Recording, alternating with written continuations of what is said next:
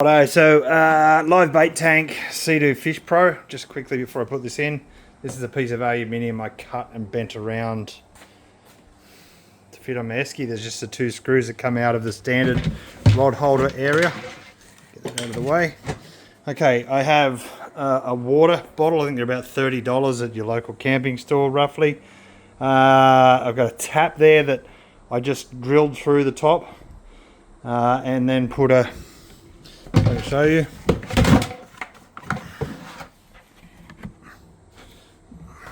A little fitting on the inside. And at the bottom, they come with a bung already. I just put in a two-way so that way I can pump water in if I want to, or I can use a pickup, which I have. I'll show you that. So the best thing about this is that you can put it in with, I'm going to put this in with one hand because I've got the camera in the other. Right, like that.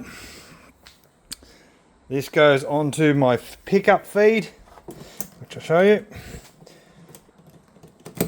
Okay, my pickup feed, essentially, I just made this little bracket here. And that way everything goes on and off pretty quickly. Look, guys, this is the first attempt.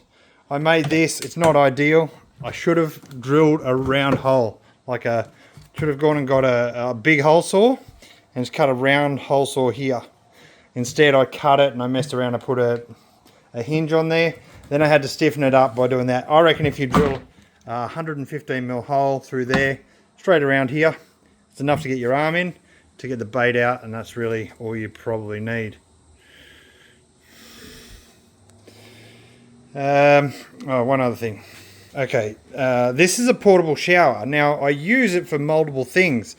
Sometimes I'll use it to fill it, like say for instance, I haven't gone far enough out to fill this through my pickup. I will use this to fill it. Therefore, I just put this in here, right, and then throw that in the water and turn it on. This is also really good for emptying your footwells. Now, because I'm using a trolling motor, I'm in the same spot for a long time and my motor's not going. And because I have a trolling motor, I want to have the weight on this side to offset the trolling motor.